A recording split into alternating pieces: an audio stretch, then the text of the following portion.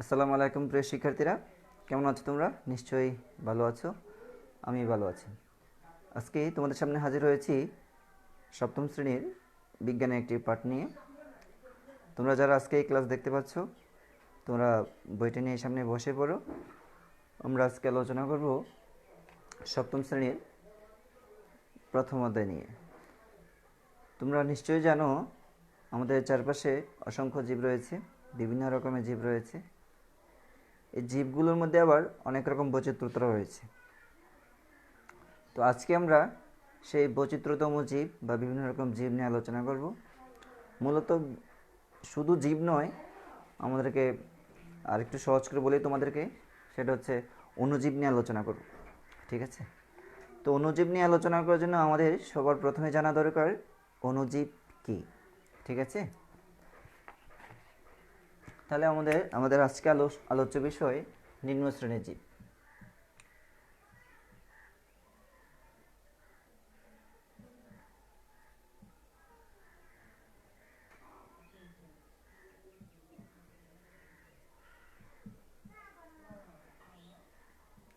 নিম্ন শ্রেণীর জীব।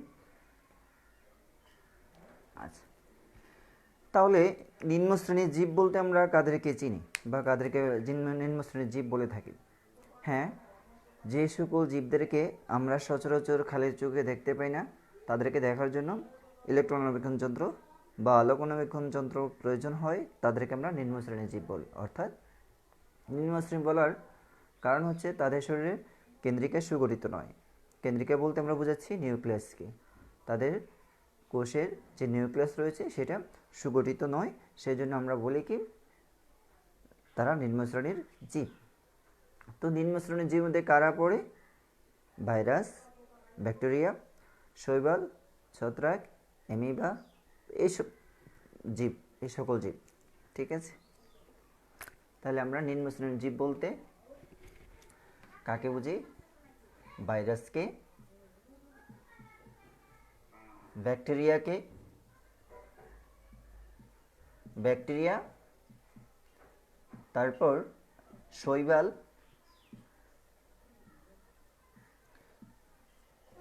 ছত্রাক,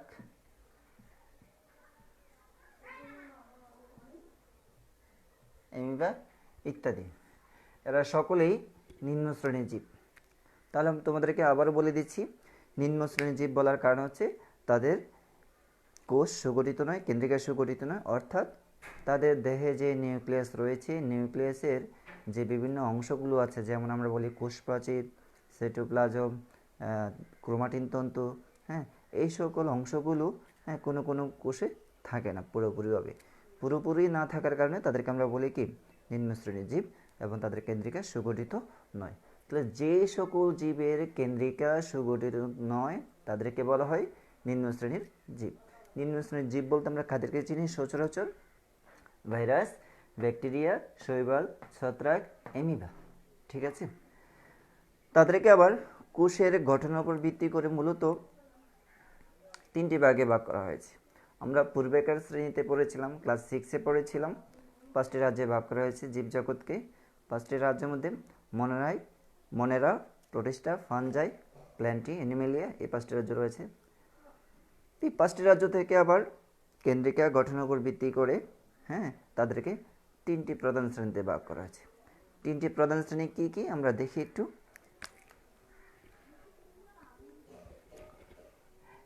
Akaryota,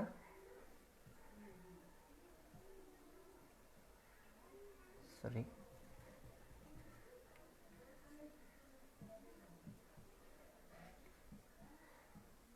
Akaryota,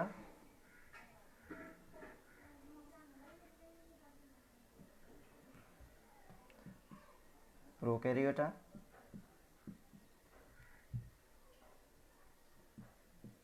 Eukaryota. Eukaryota.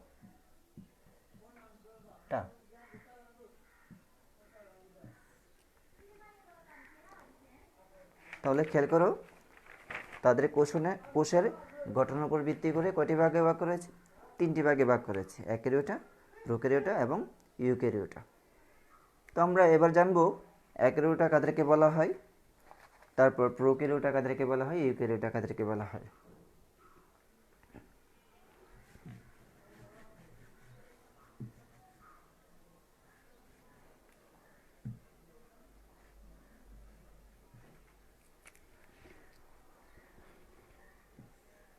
Akaryota মূলত অকোষীয় জীব।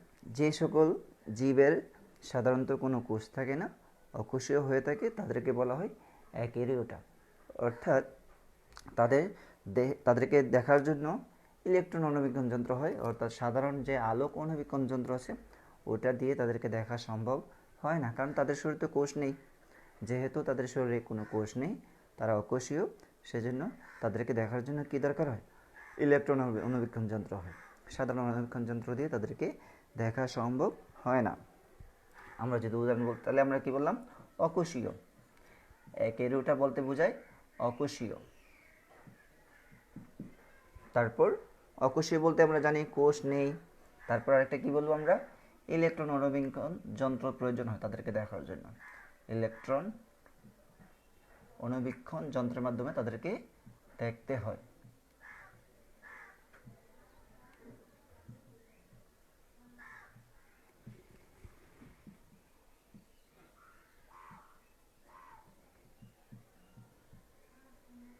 দেখতে হয়, ঠিক আছে।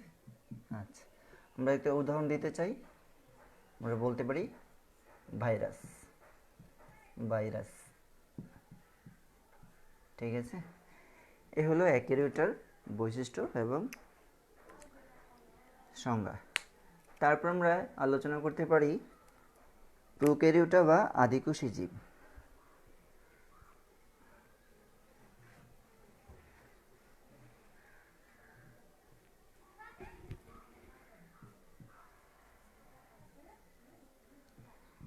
প্রোক্যারিওটা, তাহলে প্রোক্যারিওটা বলতে যারা আদিকোষী জীব তাদেরকে বোঝায়, অর্থাৎ তাদের দেহে কোষ আছে, তবে কোষ কি সুগঠিত নয় বা কেন্দ্রিকায় সুগঠিত নয়। আমরা আগেই বলেছিলাম কেন্দ্রিকায় সুগঠিত নয় বলতে কোষের ভেতরে যে নিউক্লিয়াস থাকে সেই নিউক্লিয়াস সুগঠিত নয়, সেটাকে বোঝানো হচ্ছে।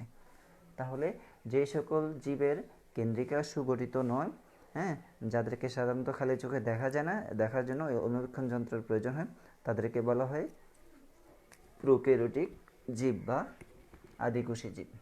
তাহলে আমরা বলতে পারি আদিকোষী। তারা আদিকোষী জীব, হ্যাঁ, কেন্দ্রিকা সুগঠিত নয়। আমরা এইগুলো হচ্ছে মূল শব্দ, এগুলো জানা দরকার, কারণ এখান থেকে নব্বই থেকে আসে আমাদের কেন্দ্রিকা সুগঠিত নয়, ঠিক আছে। আর কেন্দ্রিকা সুগঠিত না হওয়ার কারণে তাদেরকে কি বলা হয়, আদিকোষী জীব বলা হয়। আরেকটা কথা বলে রাখি, আদিকোষী বলার আরেকটি কারণ আছে, সেটি হচ্ছে ধারণা করা হয় পৃথিবীর শুরুতে যে সকল জীব সৃষ্টি হয়েছিল তারা সেই আদিকোষী ছিল, অর্থাৎ তাদের কেন্দ্রিকা সুগঠিত ছিল না, এবং এই জীব থেকে, এই আদিকোষী জীব থেকে পরবর্তীতে পরিবর্তনের মাধ্যমে ধীরে ধীরে কি হয়েছে, বর্তমানে সেই প্রকৃত জীবগুলো উৎপন্ন হয়েছে বা উন্নত জীবগুলো আছে তারা উন্নত তৈরি হয়েছে, ঠিক আছে। তাহলে আদিকোষী হচ্ছে পৃথিবীর প্রথম জীব যারা ছিল তারাই আদিকোষী ছিল, তাদের কেন্দ্রিকা সুগঠিত নয়, এবং পরবর্তীতে ধারণা করা হয় আদিকোষী জীব থেকে বর্তমানে উন্নত জীবগুলোর উৎপত্তি ঘটেছে বা পরিবর্তন ঘটেছে। এটাকে বলে আমরা বিবর্তন বলতে পারি, হ্যাঁ। তা আমরা যদি উদাহরণ বলতে চাই, আমরা সহজেই বলতে পারি, আমাদের জানা আছে ব্যাকটেরিয়া হচ্ছে আদিকোষী জীব। আমরা আজকে আলোচনা করছি কি নিয়ে, নিম্ন শ্রেণীর জীব নিয়ে। তাহলে নিম্ন শ্রেণীর জীবের মধ্যে ভাইরাস রয়েছে, তারা হচ্ছে অ্যাক্যারিওটিক, তারপর ব্যাকটেরিয়া, প্রোক্যারিওটিক, তারপর আছে ইউক্যারিওটিক, অর্থাৎ পরবর্তী যে আরও নিম্ন জীবগুলো রয়েছে, ছোট ছোট জীব রয়েছে, অণুজীব রয়েছে, তাদেরকে আমরা বলে থাকি অ্যাক্যারিওটিক।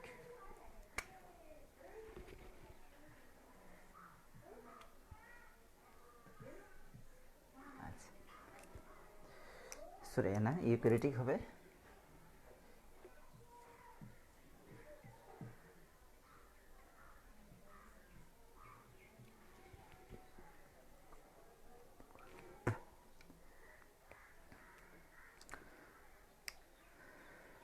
ইউক্যারিওটিক বলতে আমরা মূলত যারা প্রকৃত জীব বা প্রকৃতকোষী জীব তাদেরকে আমরা বোঝাই।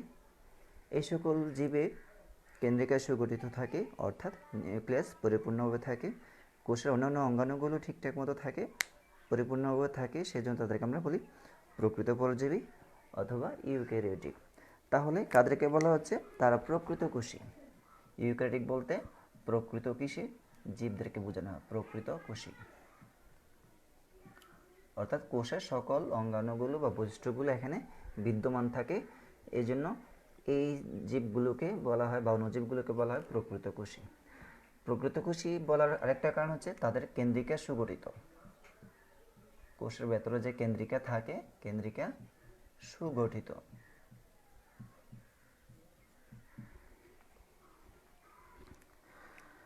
আর আমরা উদাহরণ হিসেবে বলতে পারি, দেখো আমরা কিন্তু ভাইরাস ব্যাকটেরিয়া অলরেডি বলে ফেলেছি, তাহলে এখন আমরা কি বলতে পারি? হ্যাঁ, শৈবাল, ছত্রাক,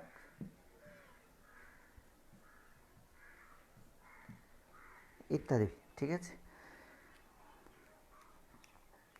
এবার আমরা যেহেতু আমরা তিনটা অণুজীবের তিনটা শ্রেণী নিয়ে আলোচনা করেছি, এবার আমরা আলোচনা করব পরবর্তী আমরা যে জীবগুলো পেয়েছি, অর্থাৎ এই শ্রেণীভুক্ত যে জীবগুলো রয়েছে, অণুজীবগুলো রয়েছে, সেই অণুজীবগুলো নিয়ে আমরা আলোচনা করব। অর্থাৎ আমরা ভাইরাস ভেক্টর নিয়ে আলোচনা করতে পারি। এবার আমরা একটু ভাইরাস নিয়ে আলোচনা করতে চাই।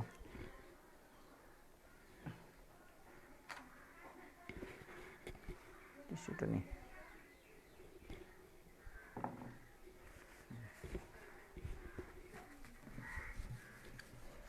প্রিয় শিক্ষার্থীরা, আজকে আলোচনা শেষে তোমরা অবশ্যই এই পাঠগুলো নিয়ে বই খুলে দেখবে। তোমরা অনেকেই বই পেয়ে গেছো ইতিমধ্যে। বই খুলে অবশ্যই এই পাঠগুলো দেখবে এবং মনোযোগ দিয়ে একটু পড়বে, তাহলে তোমাদের আশা করি বুঝতে সমস্যা হবে না। ভাইরাস নিয়ে আলোচনা করতে চাই। আমরা জানি ভাইরাস কোন শ্রেণীর অন্তর্ভুক্ত ছিল।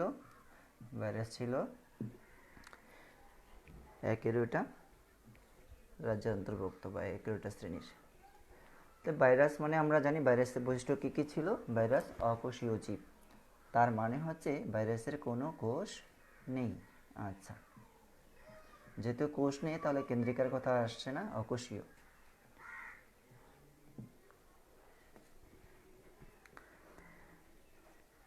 ভাইরাস সাধারণত বিভিন্ন রকম হয়ে থাকে, গোলাকার, দণ্ডাকার, হ্যাঁ, বৃত্তাকার, বিভিন্ন রকম হয়ে থাকে।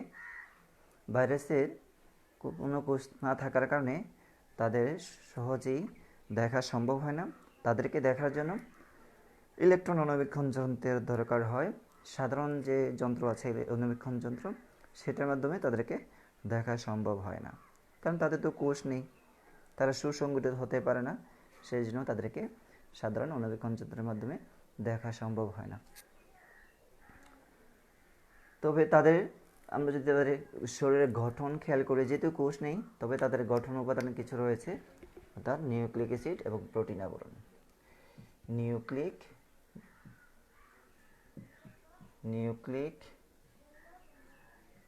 অ্যাসিড এবং প্রোটিন আবরণ,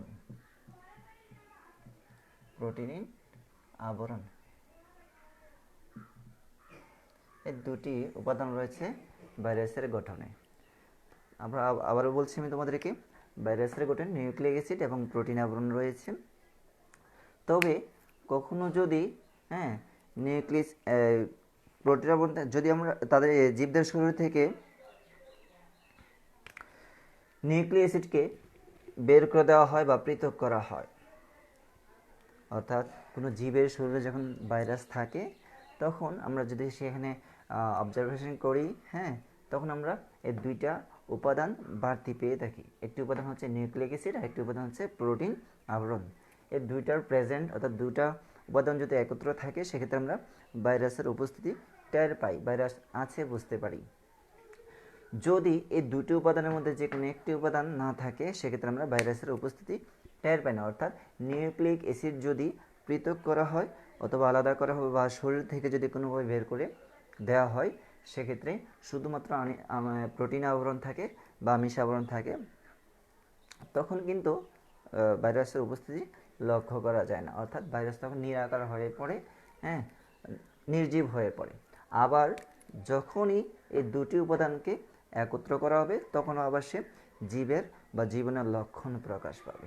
তাহলে আমাদের অনেক সময় পরীক্ষায় 90 থেকে আসে অকোষীয় জীব কি বা কোন জীবের কোষ নেই, আমরা সেক্ষেত্রে উত্তর বলবো ভাইরাস। তারপরে যদি বলি ভাইরাস কি দ্বারা গঠিত, আমরা উত্তর দিব নিউক্লিক অ্যাসিড এবং প্রোটিন আবরণ। শুধুমাত্র একটি বললে হবে না, অবশ্যই আমাদেরকে দুটি বলতে হবে।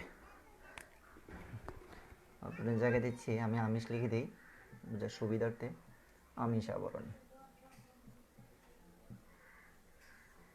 দুটি উপাদান থাকে, তাহলে একটি উপাদান যদি না থাকে বা পরিবর্তন ঘটে তাহলে কিন্তু ভাইরাস তাদের জীবনের লক্ষ্য প্রকাশ পাবে না। তাহলে আমাদের পরিচিত অনেক ভাইরাস রয়েছে, আমরা একটি ভাইরাসের ছবি এঁকে তোমাদেরকে দেখাতে চাই। খুবই পরিচিত ভাইরাস, বইতে আমাদের ছবিটি আর রয়েছে। এটাকে বলা ব্যাকটেরিওফাজ ভাইরাস বা টিটুফাজ বলা হয়। আমি একটু এঁকে দিচ্ছি খুব সহজে, একটু খেয়াল করো। প্রথম আমরা এইভাবে অংশ আঁকবো, তারপর এরকম, তারপর এরকম, এটুকু সহজ আঁকতে ওর ভাষা করি। আচ্ছা, তারপর লম্বা টেনে দিব। খুব বেশি সুন্দর হতে হবে এমন কোনো কথা নেই।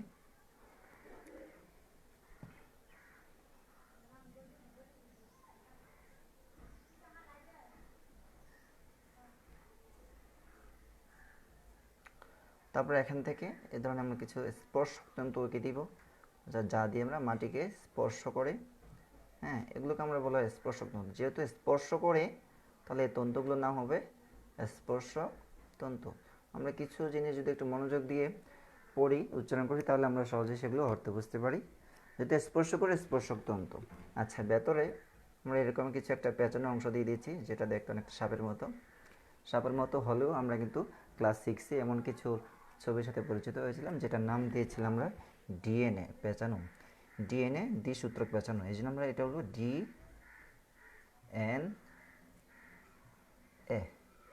ডিঅক্সিরাইবো নিউক্লিক অ্যাসিড, ঠিক আছে, ডিএনএ। আর যে পুরোটা অংশ এটাকে বলা হয় মাথা। আমরা জাস্ট খেয়াল রাখি, মানুষের সাথে কল্পনা করতে পারি, এই অংশের নাম হচ্ছে মাথা। তারপর ভেতরে যে পেঁচানো অংশটুকু থাকে সেটার নাম হচ্ছে ডিএনএ। দেখো এখানে একটা অংশ আঁকছি, মনে করো শার্টের মতো একটা কাপড় পরাচ্ছি, এটা নাম দেব কলার। কি দিব? কলার। তাহলে দেখো এটা যদি একটা মানুষ হয়ে থাকে, উপর অংশটা মাথা, তারপর অংশটা গলা হয়, তো গলার জন্য আমরা একটা কাপড় পরাই, কাপড়ের একটা অংশ থাকে উপরে, সেই অংশটাকে আমরা কলার বলে থাকি, ধরলাম সেটা কলার। তো শেষের দিকে যদি অংশ বলে থাকি, এটা সবার শেষ অংশ বা নিচের অংশ, যেটা কিছু কিছু প্রাণীর ক্ষেত্রে আমরা লেজ বিদ্যমান থাকে, আমরা সেটাকে লিখতে পারি লেজ। তারপরে এই অংশগুলো পায়ের মতো, অর্থাৎ সে ভূমিকে স্পর্শ করে বা কোনো পোষককে বা জীবকে স্পর্শ করে, সেই জন্য এই অংশগুলোর নাম হবে স্পর্শক তন্তু। আমরা চিত্রের নাম দিতে পারি ব্যাকটেরিওফাজ ভাইরাস, যদিও ওর নামটা শুনতে ব্যাকটেরিয়ার মতো, কিন্তু আসলে এটা ব্যাকটেরিয়া না, ভাইরাস।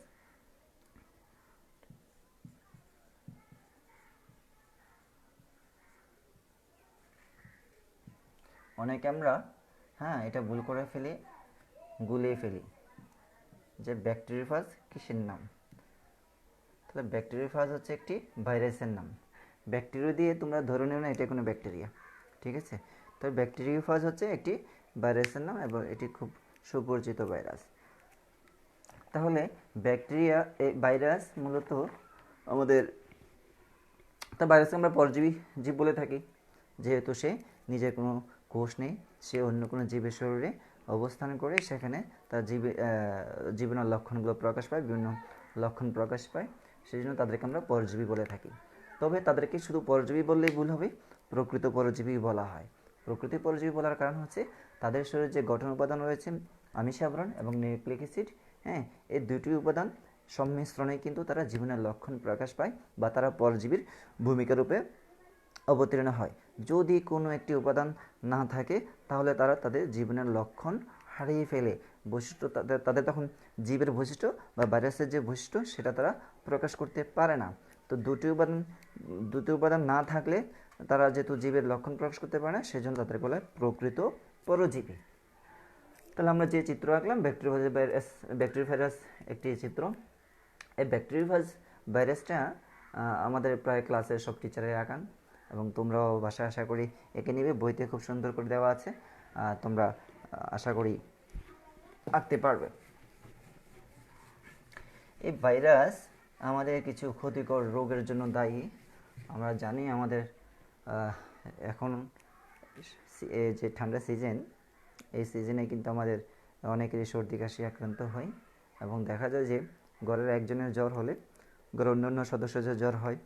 একজনের কাশি বা সর্দি হলে ঘরের অন্যান্য সদস্যদেরও কী হয়, সর্দি লাগে বা কাশি দেখা দেয়। তো এটা আমরা বলে থাকি যে ভাইরাস জ্বর, হ্যাঁ, বা ভাইরাস জনিত সমস্যা, যার কারণে একজনের হলে অন্যজনের হয় বা পাশাপাশি অন্যান্য মানুষদের ভিতরে ছড়াতে পারে। তো এই ধরনের আমরা ভাইরাস জনিত কিছু রোগ রয়েছে পরিচিত। আমরা বলতে পারি হাম, সর্দি,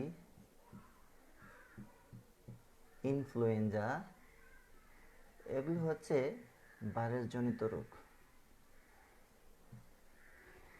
হাম, সর্দি, ইনফ্লুয়েঞ্জা এগুলো হচ্ছে কি ভাইরাস জনিত রোগ। বসন্ত, এগুলো ভাইরাস জনিত রোগ।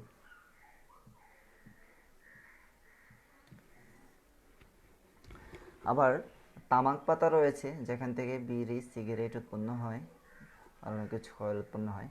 তামাকের মোজাইক রোগ, এক ধরনের মোজাইক রোগ রয়েছে, হ্যাঁ, এই মোজাইক রোগের জন্য ভাইরাস দায়ী।